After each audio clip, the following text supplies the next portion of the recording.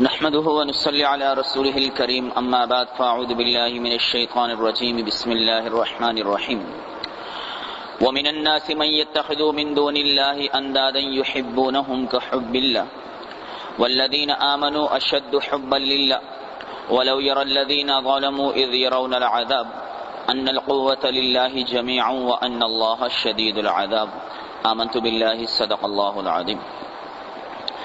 میرے قابل صد احترام محترم عزیز و دوست اور بزرگوں، اللہ تبارک و تعالیٰ نے کائنات کی تمام چیزوں میں ایک دوسرے کی طرف میلان رکھا ہے، ایک دوسرے کے ساتھ ملنا رکھا ہے۔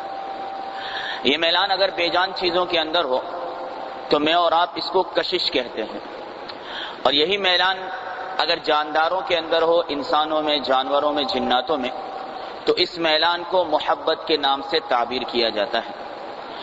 محبت کی کیا علامات ہیں؟ محبت کی علامات یہ ہیں کہ انسان ایک دوسرے کی طرف رغبت کرتا ہے، ایک دوسرے سے بات کرنے کو دل کرتا ہے، ایک دوسرے کے ساتھ مل بیٹھنے کو دل کرتا ہے، ایک دوسرے کے ساتھ اپنے دکھ درد کو بانٹنے کا دل کرتا ہے۔ اور محبت کی سب سے بڑی نشانی یہ ہے کہ انسان جس سے محبت کرتا ہے، جب وہ اس سے جدا ہو جائے، اس سے دور ہو جائے، تو انسان اس کی کمی کو محسوس کرتا ہے۔ اب یہ محبت انسان کو پروردگار سے بھی ہوتی ہے، اللہ رب العزت سے بھی ہوتی ہے، اور مخلوق سے بھی ہوتی ہے۔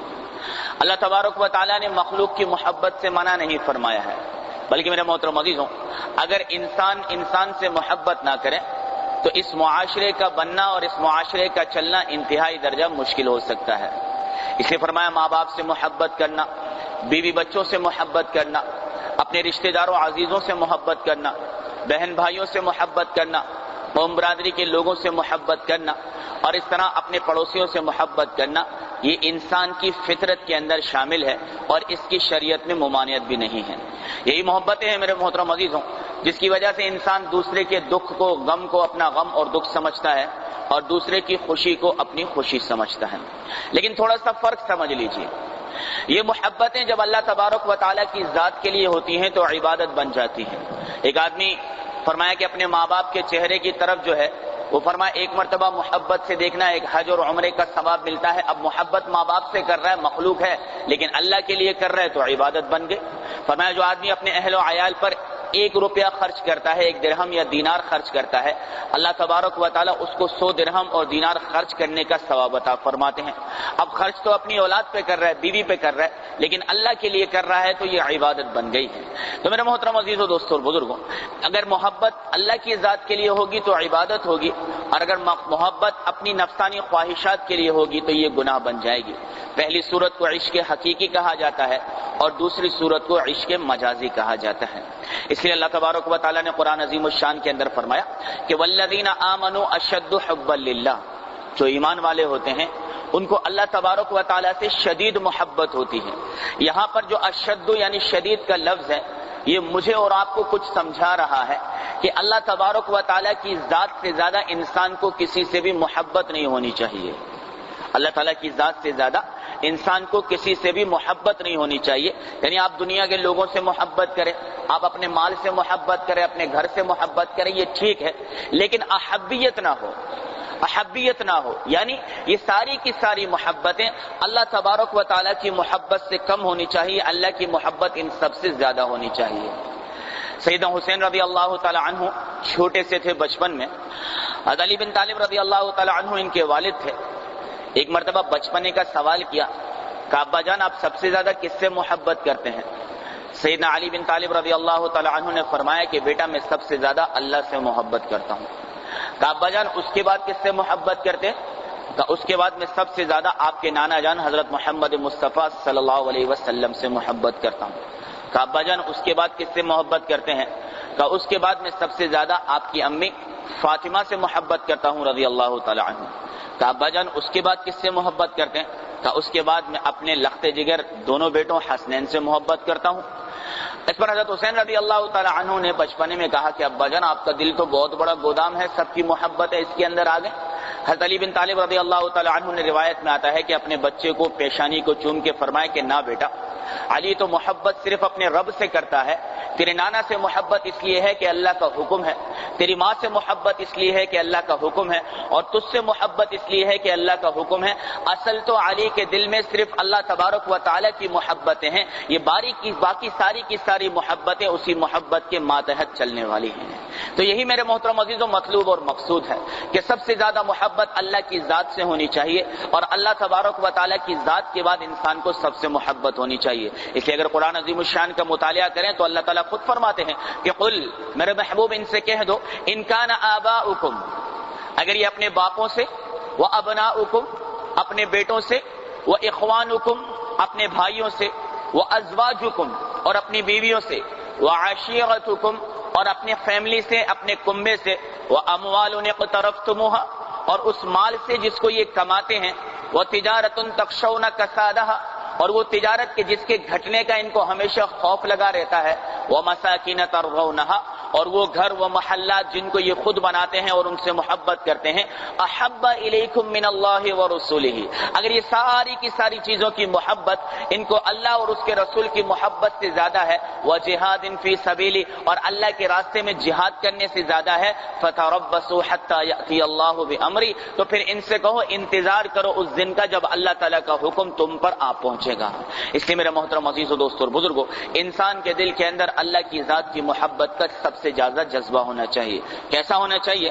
امی عائشہ رضی اللہ تعالی عنہا فرماتی ہیں کہ ہم سرکار دو عالم صلی اللہ علیہ وسلم کے ساتھ بیٹھے ہوتے تھے، آپ صلی اللہ علیہ وسلم ہم سے باتیں کر رہے ہوتے تھے، ہم بھی باتیں کرتے تھے، کوئی ہنسی کی بات آتی تو اللہ کے رسول بھی مسکراتے، ہم بھی مسکراتے۔ اسی بات کرنے کے درمیان حضرت بلال رضی اللہ تعالی عنہ اللہ اکبر کی صدا دیتے۔ امی عائشہ فرماتی ہیں کہ اللہ کے رسول کے کانوں کے اندر صلی اللہ علیہ وسلم جب اذان کی آواز جاتی تو اللہ کے رسول ہمارے درمیان سے ایسے اڑ جایا کرتے تھے جیسے ہمیں پہچانتے ہی نہیں ہیں۔ یہ ہوتا ہے جذبہ محبت الہی، کہ انسان اپنے گھر والوں کے اندر اٹھا ہے، لیکن جب اللہ اکبر کی صدا آ گئی اب انسان سب کچھ چھوڑ کر اللہ کے گھر کے اندر آ جاتا ہے کہ مجھے میرے محبوب کے مجھے جو ہے اپنے اللہ تبارک و تعالیٰ کے قدموں میں جا کے سربت سجود ہونا ہے۔ کیسی محبت ہونی چاہیے؟ کہتے ہیں کہ ایک مرتبہ جنگ کا موقع تھا، ایک دن پہلے دو صحابی رضی اللہ تعالی عنہ، صبح جنگ ہونی تھی، رات کو دونوں آ کر بیٹھ گئے اور ایک دوسرے سے بات کرنے لگے کہ یار اللہ کے رسول صلی اللہ علیہ وسلم نے فرمایا ہے کہ جنگ کے میدان کے اندر جو بھی دعا مانگی جائے اللہ تبارک و تعالیٰ اس دعا کو قبول کرتا ہے۔ یار صبح ہم دونوں کو جنگ کے میدان میں اترنا ہے، کیوں نہ ہم اپنے اپنے دل کی دعا اللہ تعالیٰ کے سامنے رکھ لیں۔ چنانچہ میں دعا مانگتا ہوں تو آمین کہہ لے، اور تو دعا مانگ میں آمین کہوں گا۔ ٹھیک ہے ایسا کرتے ہیں۔ چنانچہ پہلے نے دعا مانگی، پہلے نے دعا کیا مانگی کہ یا باری تعالیٰ کل جب جو ہے وہ جنگ کا میدان سرگرم ہو جائے اور بالکل جنگ اپنے آب و تاب کے اندر ہو تو تو میرے مقابلے کے اندر کافروں کے ایک سردار کو لے کر آنا، میں کافروں کے اس سردار سے مقابلہ کروں، وہ مجھ پر وار کرے میں اس پر وار کروں، حتیٰ کہ وار کرتے کرتے میں اس کافروں کے سردار کو جو ہے وہ قتل کر ڈالوں، اور فرمایا کہ مجھے کافروں کے سردار کو قتل کرنے کا اعزاز حاصل ہو جائے۔ اب وہ جو دوسرا دوست تھا اس نے کہا آمین۔ اس کے بعد پھر پہلے نے دعا مانگی، کیا دعا مانگی؟ دعا یہ مانگی کہ فرمایا کہ یا باری تعالیٰ کل جب میدان کارزار گرم ہو جائے اس وقت میرا مقابلہ ایک سخت قسم کے دشمن سے ہونا چاہیے، وہ مجھ پر وار کرے میں اس پر وار کروں، اور وہ مجھ پر ایک ایسا وار کرے کہ میری گردن کو تن سے جدا کر دے، یعنی مجھے شہید کر دے، اور اس کے بعد وہ میرے کان کاٹ ڈالے، میرے ناک کاٹ ڈالے، میری آنکھوں کو نکال ڈالے، اور اسی حالت میں وہ مجھے میدان میں چھوڑ دے۔ کل قیامت کے دن جب میں تیرے دربار کے اندر حاضر ہو جاؤں تو حدیث میں آتا ہے کہ بھائی جو آدمی اللہ کے راستے میں شہید ہوتا ہے مجاہد، وہ جس حال میں شہید ہوتا ہے اسی حال میں اللہ کے سامنے پیش کیا جاتا ہے۔ میں جب تیرے دربار میں آؤں تو میری آنکھیں نہ ہو، میرے کان نہ ہو، میرے ناک نہ ہو، اللہ تعالیٰ تو مجھ سے پوچھے کہ بھائی میرا بندہ یہ ساری کی ساری چیزیں کہاں گئیں، تو میں ہاتھ میں اٹھا کے کہوں تیرے نام پہ قربان کر کے آیا ہوں۔ دونوں صحابہ کرام کی دعائیں قبول ہوئی، ایک نے بڑے سردار کو قتل کر دیا، دوسرا خود شہید ہو گیا۔ میرے محترم عزیزوں وہ جو صحابی بچ گئے تھے وہ اکثر کہا کرتے تھے کہ میرے دوسرے بھائی کی جو دعا تھی وہ میری دعا سے کئی زیادہ بہتر تھی۔ یہ ان کے دل کے اندر محبت الہی کا جذبہ ہوا کرتا تھا۔ آج میرے محترم عزیزوں میرے اور آپ کے لیے جو ہے فرمایا کہ میرے اور آپ کے لیے اللہ کا نام سننا مشکل ہو گیا ہے، اذان کا سننا مشکل ہو گیا، مسجد کی طرف آنا مشکل ہو گیا ہے، اور وہاں اپنا سب کچھ لٹا کر بھی اللہ کو راضی کرنا ان کی زندگی کا مقصد اور نصب العین بن چکا تھا۔ ایک مرتبہ حضور اکرم صلی اللہ علیہ وآلہ وسلم اپنے حجرہ مبارک کے اندر تشریف لائے۔ امی عائشہ رضی اللہ تعالی عنہا کو دیکھا کہ درہم اور دیناروں کو دھو رہی ہیں، درہم اور دیناروں کو دھو رہی ہیں۔ آپ صلی اللہ علیہ وسلم امی عائشہ رضی اللہ تعالی عنہا کو پیار سے حمیرہ فرمایا کرتے تھے۔ آپ صلی اللہ علیہ وسلم نے فرمایا حمیرہ کیا کر رہی ہو؟ کہا یا رسول اللہ درہم اور دیناروں کو دھو کر پاک کر رہی ہوں، صاف کر رہی ہوں۔ کہا کس لیے؟ کہا یا رسول اللہ یہ مجھے صدقہ کرنا ہے۔ کہا صدقے کے لیے اس کو دھونے کی کیا ضرورت ہے؟ کہا اللہ کے رسول آپ ہی نے تو فرمایا تھا کہ جب کوئی آدمی صدقہ اور خیرات کرتا ہے تو وہ صدقہ کسی سائل یعنی فقیر کے ہاتھ میں جانے سے پہلے اللہ کے ہاتھ میں پہنچ جاتا ہے۔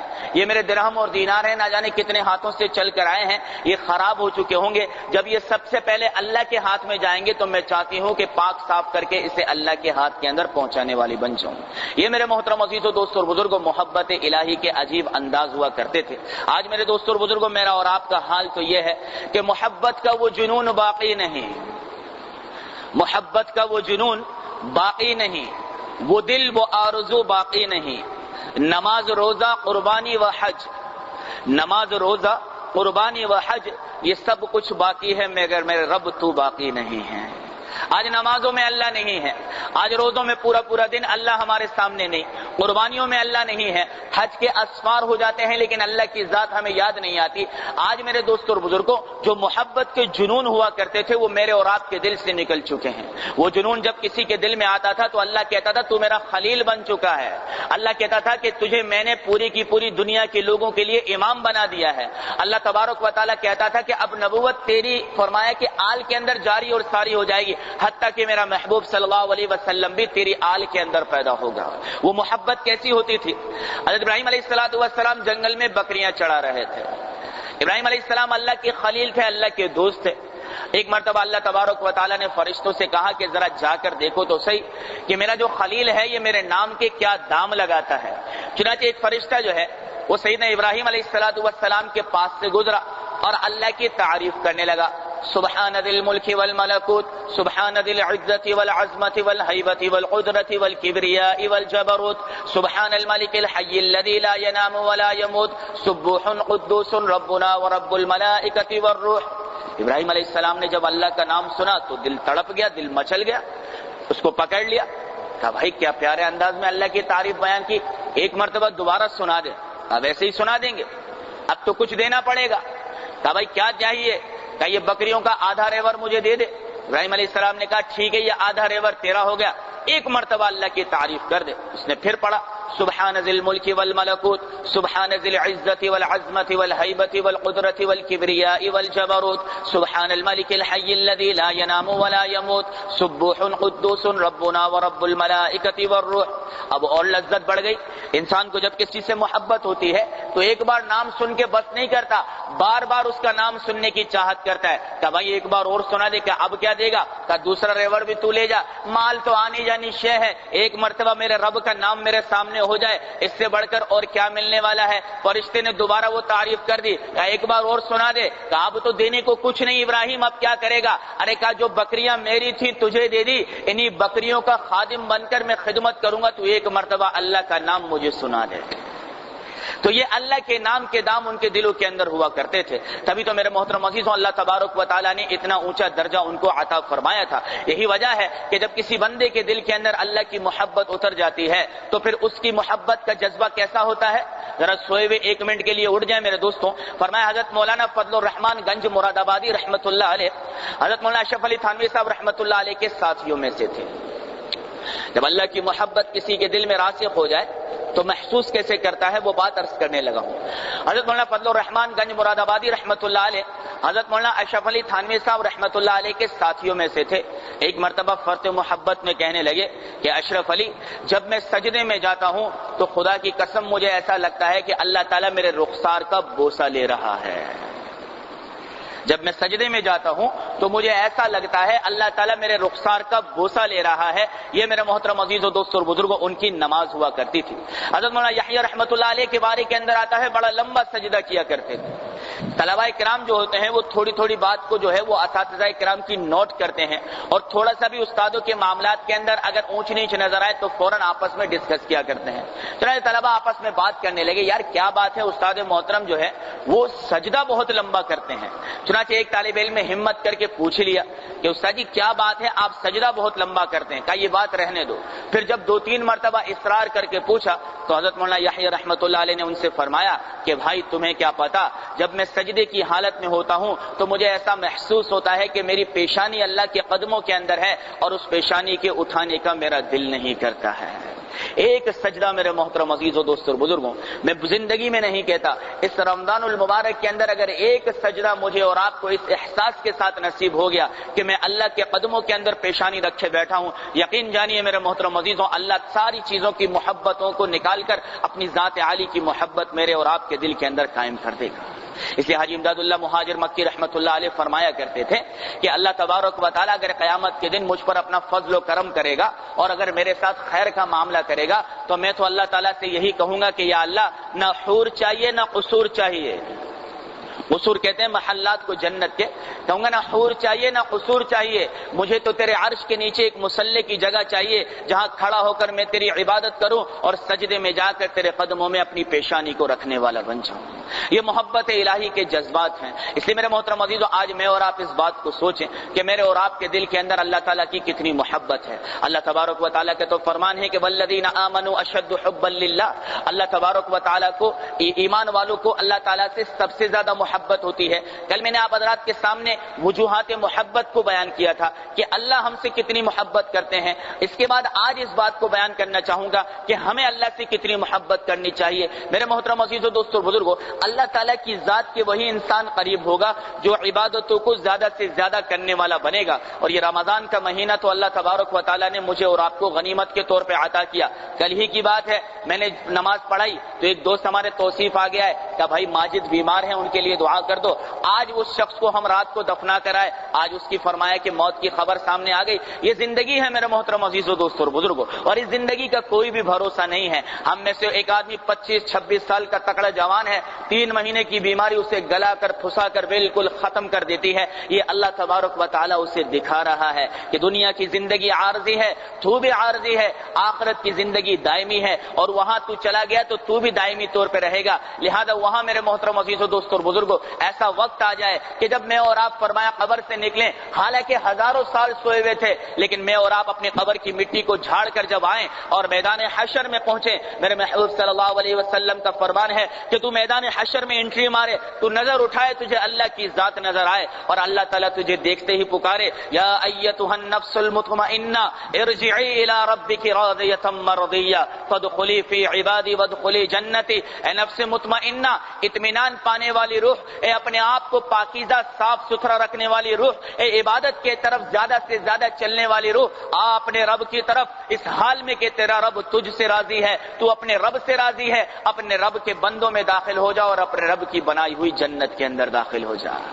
یہ مقصد ہونا چاہیے میرے محترم عزیزوں۔ اس کے لیے مجھے اور آپ کو اللہ کو راضی کرنے کے لیے عبادتوں میں لگنا پڑے گا۔ خوش نصیب ہے ہم میرے بھائی کہ ایک بار پھر رمضان کا مہینہ ہماری زندگیوں میں آ گیا۔